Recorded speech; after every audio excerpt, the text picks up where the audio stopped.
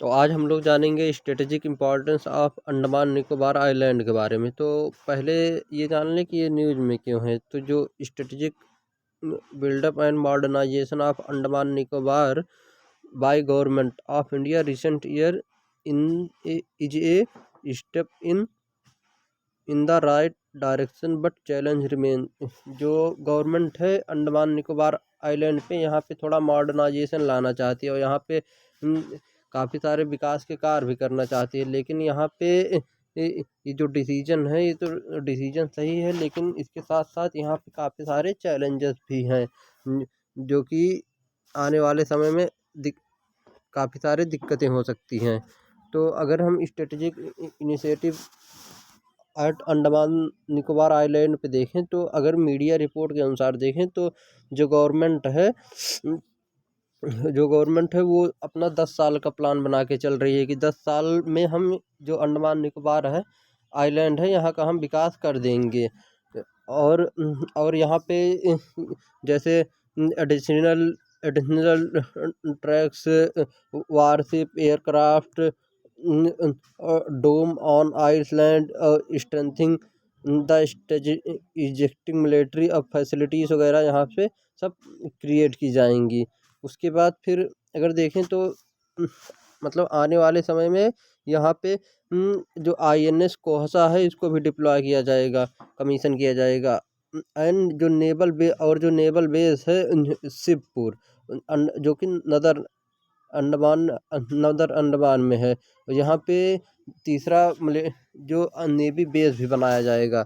और उसके बाद अगर देखें तो जो अपॉइंटमेंट है यहाँ पे, जो मतलब पहले के जो नेवी चीफ रह चुके हैं उनका नाम है डॉक्टर DK जोशी। यहाँ पे इनको गवर्नर भी बनाया गया है 2017 से अंडमान निकोबार आइलैंड का। और यहाँ पे जो देखें स्ट्रेटेजिक बिल्डअप देखें अंडमान निकोबार का, तो इंडिया ही केवल ऐसी कंट्री है जो कि यहाँ पे तीनों सर्विस को कमांड करता है। जैसे नेवी हो गया, एयरफोर्स हो गया, आर्मी हो गई। और अगर जुलाई में देखें, पिछले जुलाई में, तो जो नेवी है इसको परमानेंट चार्ज दे दिया गया अंडमान निकोबार कमीशन में। जो पोस्ट है earlier share with air force and navy, और इसको शेयर कर दिया गया एयरफोर्स और जो एयरफोर्स और आर्मी के बीच में। अंडमान जो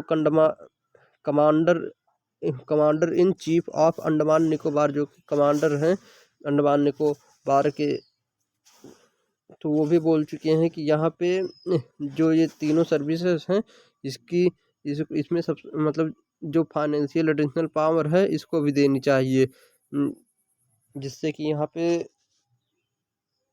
मतलब विकास का कार्य थोड़ा अच्छे से हो सके। नॉन स्ट्रेटेजिक इनिशिएटिव क्या है अंडमान निकोबार के, इसके देखने तो नीति आयोग ने रिकमेंड किया, जो गवर्नमेंट है वो उसके द्वारा एक ग्लोबल प्लेयर को इनवाइट किया जा रहा है यहाँ पे, जिससे भी कि यहाँ पे ढेर सारा इन्वेस्टमेंट आ सके और यहाँ पे जो सोशल इंफ्रास्ट्रक्चर डेवलपमेंट भी हो सके। और यहाँ पे जैसे टूरिस्ट वगैरह और रिजॉर्ट वगैरह ये सब का भी बढ़ावा मिले। 2004 में जो सुनामी आई थी इसका भी एक्सपीरियंस भी बिल्डअप किया जाएगा यहाँ पे, जिससे कि सुनामी वगैरह अगर मान लो फ्यूचर में कभी आए तो इससे बचा जा सके।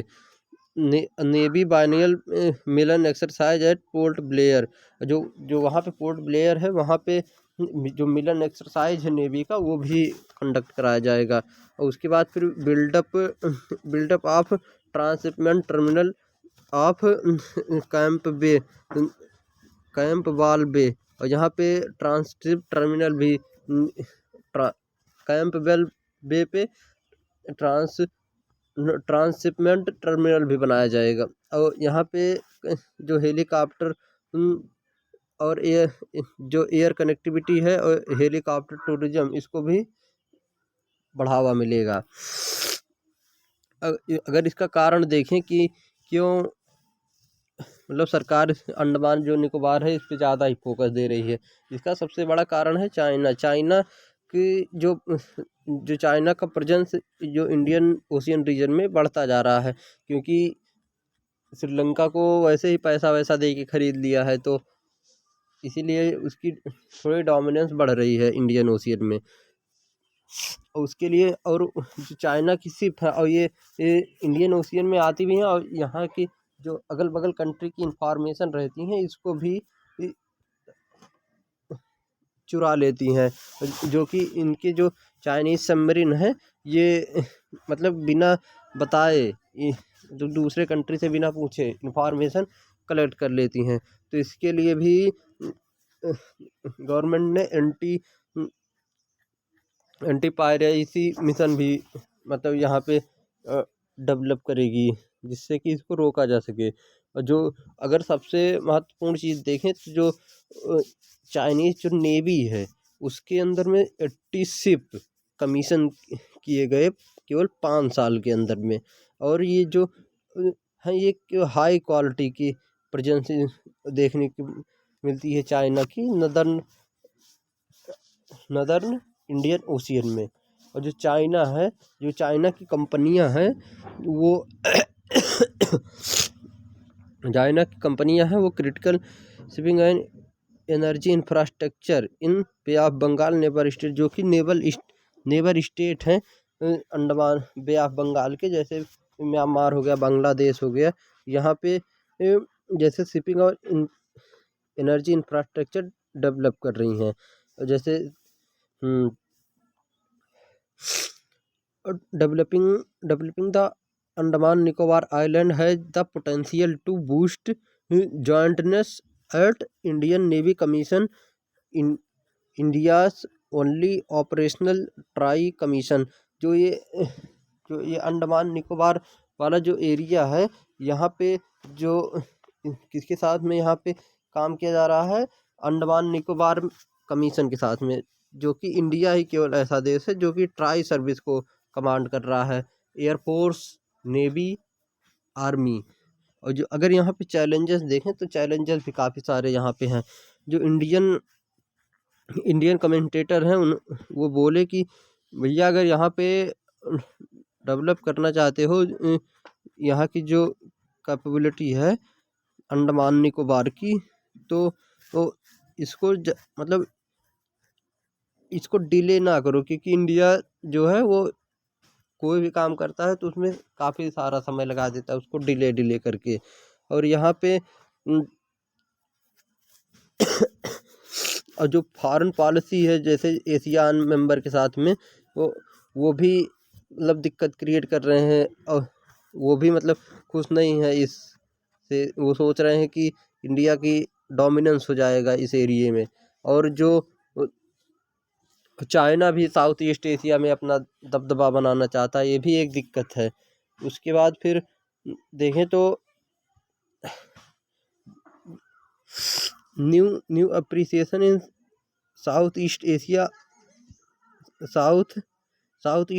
Of India's potential upsetting China's dominance of literal Asia.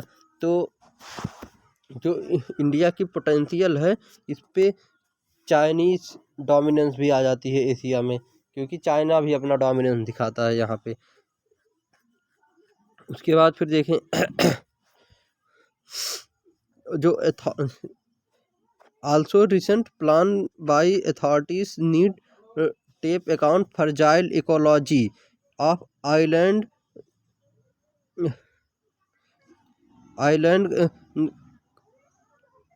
conservative says is bound to threatened by massive infrastructure creation। यहाँ पे जो है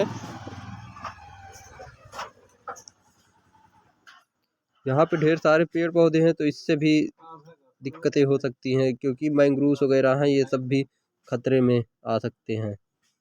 थैंक्स।